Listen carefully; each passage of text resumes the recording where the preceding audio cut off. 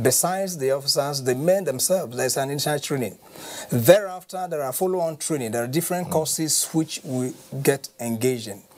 You see, not until we are done with this problem, these allusions, these concoctions, we keep pouring in.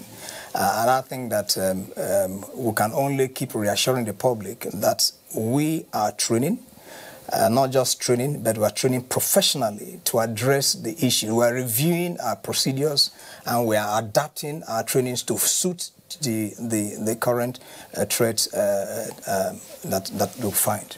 All right. Back to the phones now. We have a caller from Delta. Greg calling in from Delta. Hello. Please, without being the other side or this other side, even if it doesn't favor you, but the security of this country must be Hello, Greg. well respected, and everyone should adhere to it. Hello, Greg. Are you there? We did say turn down the volume of your TV set. Anytime we succeed, we should be held responsible for it. Anyhow, I think we'll just have to move on, and perhaps Greg will call back later on.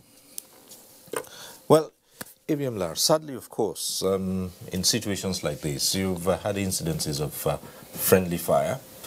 We've also had losses in terms of, apart from personnel, also of equipment. And again, these incidences have led people to, again, question if these were accidents, purely as accidents, or were the result of inadequacies in operational strategies and things like that. What's your response to that? Thank you very much. I think first and foremost, let me say that sometimes when you read comments or you listen to some commentaries that are made about the war against insurgency, there's the tendency to think that it is the military versus Nigerians, not actually Nigeria fighting a common enemy. And I think that is why we keep getting some of these narratives that do not have that are not based on facts. Like General Rabo said, for us in the Air Force, well, this particular administration, the vision of the Chief of the Air Staff is centered around professionalism, making the Nigerian Air Force to be a highly professional and disciplined force. And one of the pillars is capacity development. And I want to say that you cannot give someone a job to do that he's not equipped to do, particularly for a service like the Nigerian Air Force that is very technical. So we like Rabo said, we have the initial training where you are trained. If you come in as an enlisted personnel, that's another rank. You have the basic training. Then you have other trainings that will now isolate you and give you a specialization. So, for example, those who are regiment, they go for regiment training. And in the last 3.5 years, we've trained over 2,500 regiment personnel, with about 750 of them trained as special forces in cooperation with some of our foreign partners, the British Military Advisory Team. And we've trained special forces in countries outside Nigeria. We've had training from Americans, from the Israelis, and so many other countries that have comparative advantage as far as some of these things are concerned. So that tells you that the Air Force, we are not leaving anything, any stone unturned to ensure that people are well prepared to be able to survive when they are deployed to the battlefront. And that's why today we have over about 300 special forces fighting in the northwest and about the same number in the north central, and quite a few of them also fighting with the ground forces in the northeast. And then, of course, you know that recently, I think we've acquired trainer aircraft, about 10 Super Mushak, and also helicopters to beef up our attack capabilities. Brand new Mi-35M helicopters, about 4 of them. So I think that as we are acquiring more equipment, more platforms, we are also providing people with the requisite training to be able to better perform their responsibilities. As I speak to you, we have people training in South Africa, in Jordan, in America, and so many other countries across the world.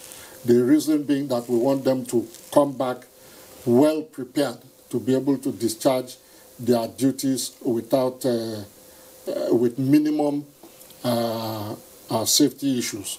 We actually also have an Institute of Safety in Kaduna, where we train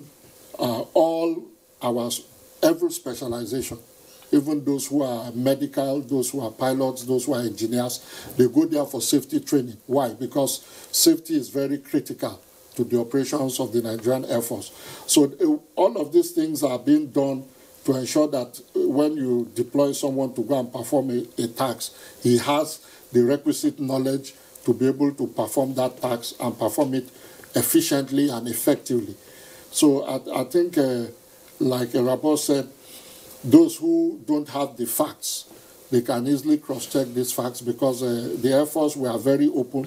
We always try to engage the public so that they know exactly where we are at all times in terms of training, in terms of the current campaign in the Northeast and in other parts of the country. We are very open. We tell the Nigerians the truth. And if we have challenges, we are also bold to tell the public that we have challenges, so that, of course, if you don't shout out, people will not know that you have challenges. So we have nothing to hide. Our personnel are well trained, and they have what it takes to be able to perform the roles assigned to them. But the reality is that in a war, casualties will occur. No, I mean, certainly, but for us, when casualties occur, when we look around and we see that we've done everything humanly possible to prevent such occurrences, you have some level of satisfaction, even though it is sad.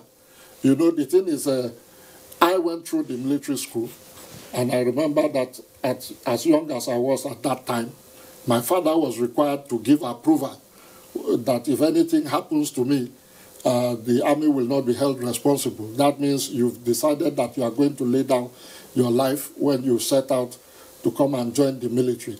So like Prof said, it is part of the job specification. However, that does not mean that we are careless about the lives of our personnel. And that is why if we lose a single personnel, it hurts deeply. And we show it in our men, in the way we behave, that we cherish every single airman that is lost, even if it is through natural causes, not to talk of those that die in the line of duty. There are quite a lot of things that some of the commentators have said about the need for scholarships and so on for the children of those who die in the line of duty. But these things are already captured in our terms and conditions of service, and these are things that are routine, that we do all the time. So it's not something that we are just thinking about.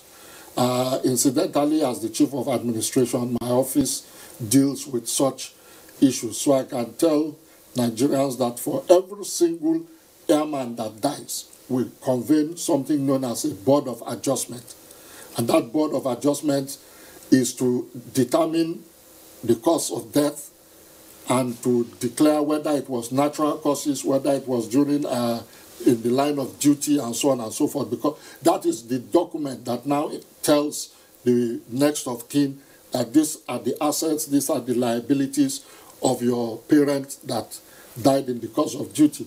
So we are very, very concerned about every single personnel of the Nigerian Air Force, and we don't take their safety and ability to survive lightly. Let's go on to the other aspect that's worrisome, the question of intelligence. And you do hear people talk about well, there's not enough intelligence gathering, and before anything happens, there ought to be. How well are we doing in this in this area?